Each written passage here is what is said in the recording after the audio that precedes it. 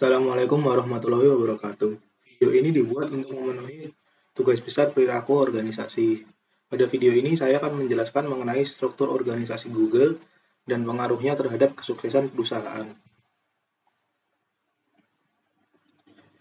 Struktur organisasi memberikan perusahaan representasi visual tentang bagaimana cara dan bentuk terbaik untuk perusahaan tersebut agar bergerak maju dalam mencapai tujuannya. Google memiliki struktur organisasi lintas fungsi berbasis tim yang dikenal sebagai struktur matriks dengan tingkat kerataan tertentu. Google berhasil menggambarkan keefektifan dari struktur organisasinya. Struktur organisasi milik Google sendiri tidak konvensional karena lebih menekankan pada kerataan. Kerataan pada struktur organisasi Google mendukung budaya organisasinya untuk memaksimalkan inovasi.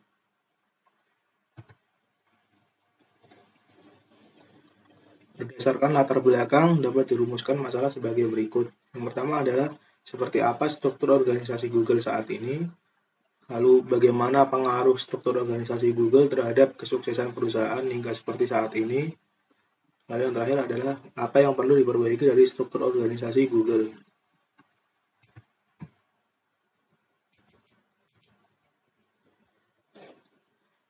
Struktur organisasi yang efektif dan efisien adalah struktur organisasi yang menentukan bagaimana pekerjaan dibagi, dikelompokkan, dan dikoordinasikan untuk mewujudkannya.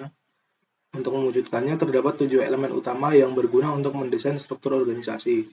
7 elemen tersebut adalah spesialisasi pekerjaan, departementalisasi, rantai komando, rentang kendali, sentralisasi dan desentralisasi, formalisasi, dan merentang batas. Berdasarkan apa yang dijelaskan tadi, penelitian ini akan dibatasi pada spesialisasi pekerjaan dan departementalisasi, khususnya pada spesialisasi pekerjaan yang ada di Google, serta departemen yang terdapat di struktur organisasi Google.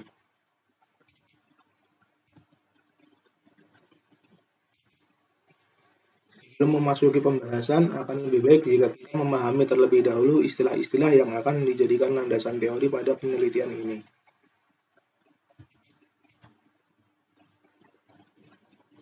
Pengertian organisasi.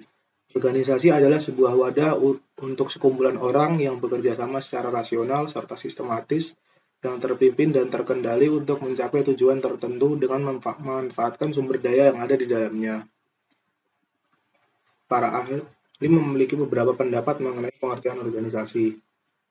Di antaranya adalah menurut Stephen Robbins, organisasi merupakan kesatuan sosial yang dikoordinasikan dengan batasan-batasan yang dapat diidentifikasikan dan bekerja terus-menerus untuk mencapai tujuan bersama.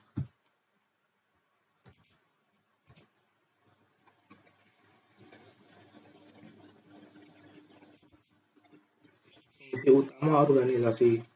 Fungsi utama dari dibentuknya organisasi adalah sebagai wadah untuk orang-orang bekerja sama mencapai tujuan. Yang kedua adalah sebagai tempat bagi orang-orang untuk membentuk budaya dan perilaku organisasi, dan sebagai alat untuk mencapai tujuan yang sulit dicapai seorang diri.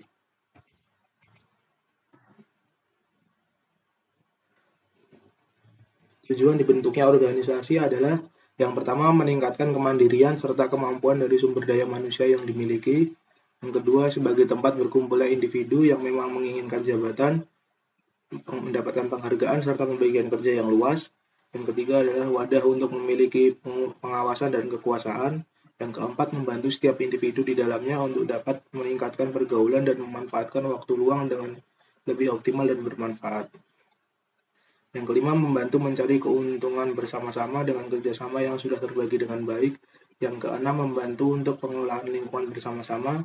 Yang ketujuh adalah mencapai tujuan secara efektif dan efisien sesuai dengan tujuan awal yang telah ditentukan organisasi.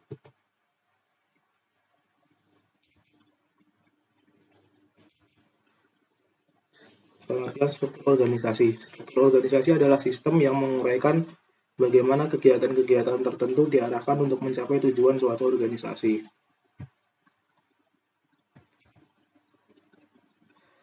Struktur organisasi juga menentukan bagaimana informasi mengalir antar level dalam perusahaan.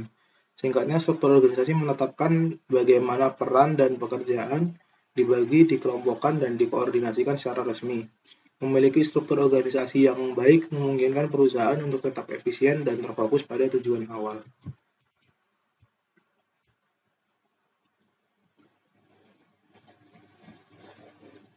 Terdapat 7 elemen utama untuk mendesain struktur organisasi. Yang pertama adalah work specialization.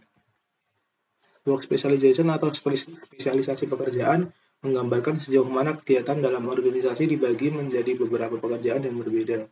Inti dari spesialisasi pekerjaan adalah untuk membagi kegiatan atau pekerjaan menjadi beberapa langkah yang kemudian setiap langkahnya dikerjakan oleh orang yang berbeda.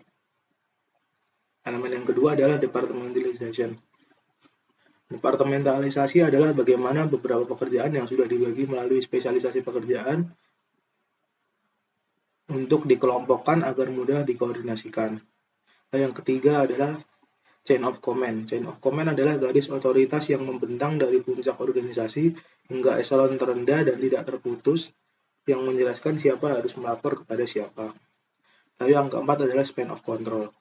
Span of control atau rentang kendali menggambarkan jumlah level dan manajer dalam suatu organisasi.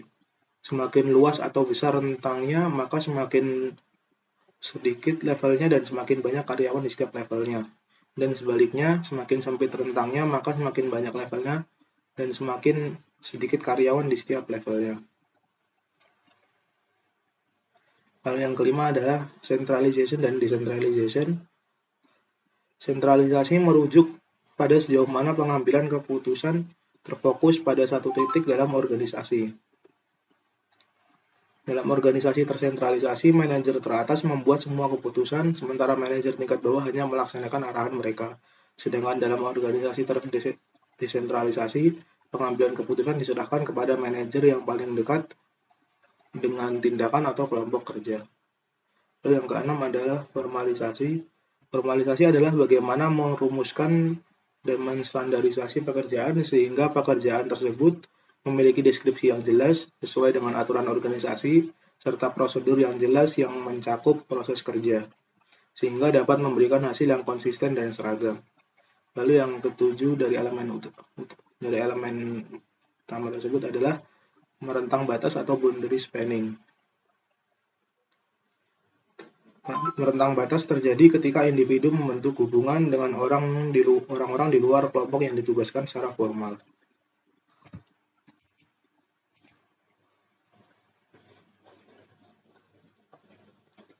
Pengertian struktur matriks.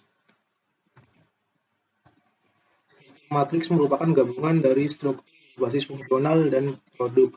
Pada struktur matriks, karyawan memiliki dua atasan untuk melapor. Yang pertama adalah manajer departemen fungsional dan juga manajer produk.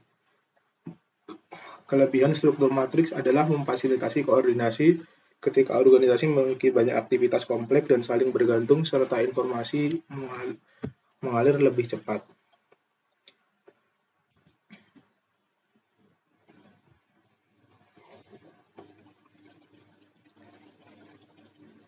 Profil perusahaan Google. Google adalah perusahaan multinasional asal Amerika Serikat yang bergerak di bidang teknologi pada produk dan layanan yang berhubungan dengan internet. Bisnis utama perusahaan ini berfokus pada mesin pencari, periklanan online, komputasi awan, perangkat lunak, dan perangkat keras. Google bermarkas di Mountain View, California, Amerika Serikat. Perusahaan Google didirikan oleh Larry Page dan Sergey Brin pada September 1998. Awal mula terciptanya Google terjadi pada tahun 1996. Pada saat itu, Larry Page dan Sergey Brin membangun sebuah mesin pencari bernama Backrub yang menggunakan link untuk menentukan pentingnya halaman web individu. Mesin pencari tersebut merupakan awal mula dari mesin pencari yang saat ini disebut Google. Google membawa misi untuk mengatur informasi dunia dan membuatnya dapat diakses dan berguna secara universal. Misi tersebut tercermin dalam mesin pencari milik Google yang merupakan mesin pencari paling banyak digunakan di dunia.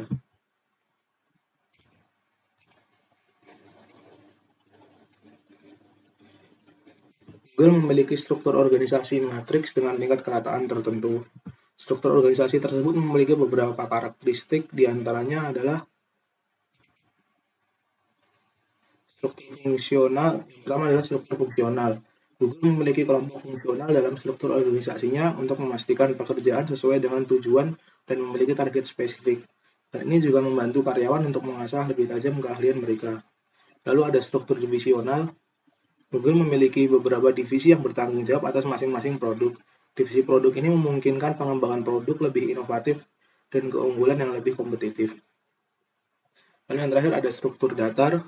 Struktur datar di Google memungkinkan fleksibilitas yang lebih besar. Hal ini membuat lapisan manajemen menjadi lebih sedikit. Dengan struktur ini, karyawan diberikan kebebasan dan otonomi untuk mengajar ide mereka. Kelebihan dan kekurangan struktur organisasi Google.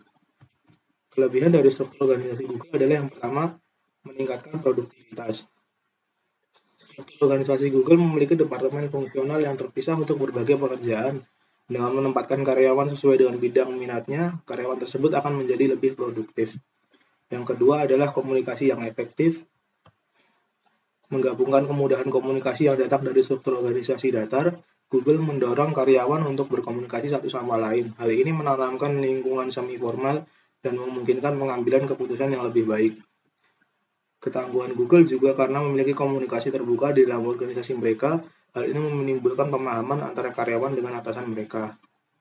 Dan yang ketiga adalah keberagaman ide dan pendapat. Di Google, karyawan diberikan otonomi untuk mengembangkan ide mereka pada semua topik. Inovasi yang terbaik adalah ketika kita memiliki beragam kelompok yang memberikan ide. Struktur datar Google memungkinkan karyawan untuk menampilkan ide-ide mereka. Sedangkan kekurangan dari struktur organisasi Google adalah yang pertama, garis komando yang rumit.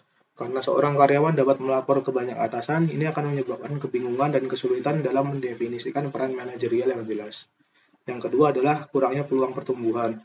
Karena karyawan di Google melapor ke banyak atasan, peluang untuk segera mendapatkan promosi menjadi sangat kecil. Mereka harus membuat kesan positif pada semua atasan untuk mendapatkan promosi. Ini membuat mereka sibuk dengan urusan lain selain pekerjaan, sehingga membatasi pertumbuhan mereka dan tidak memberikan mereka kesempatan untuk berkembang. Lalu yang ketiga adalah relasi pekerjaan yang tegang. Karena peluang untuk mendapatkan promosi sangat kecil, maka sering terjadi perselisihan karena perebutan kekuasaan dan persaingan yang ketat.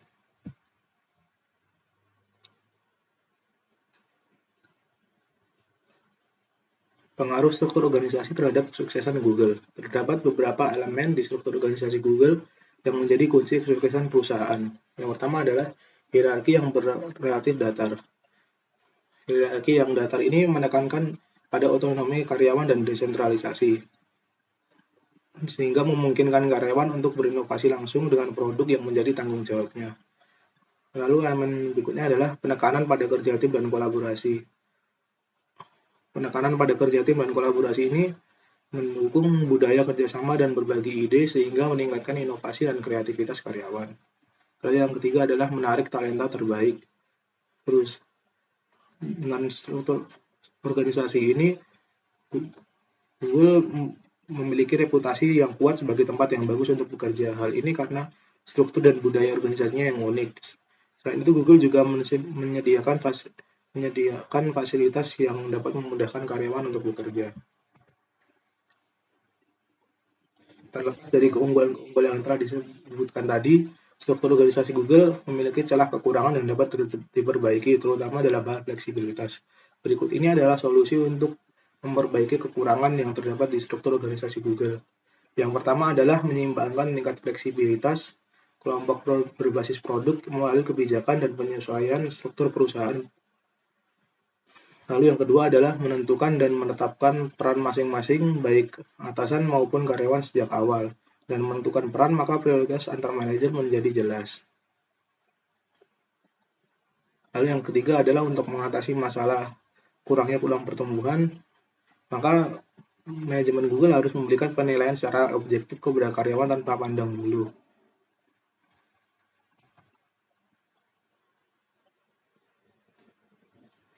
Berdasarkan apa yang telah dijelaskan tadi, dapat disimpulkan bahwa organisasi merupakan kerangka terstruktur yang di dalamnya berisikan wewenang, tanggung jawab, dan pembagian kerja untuk menjalankan masing-masing fungsi yang telah ditentukan. Google menerapkan struktur organisasi matriks yang menggabungkan struktur fungsional dan struktur divisional dengan tingkat keletakan tertentu. Struktur organisasi Google sendiri memainkan peran penting dalam kesuksesan perusahaan, terutama dengan elemen-elemen seperti struktur data, penekanan pada kerjasama dan kolaborasi tim, dan kemampuan struktur tersebut untuk menarik talenta terbaik.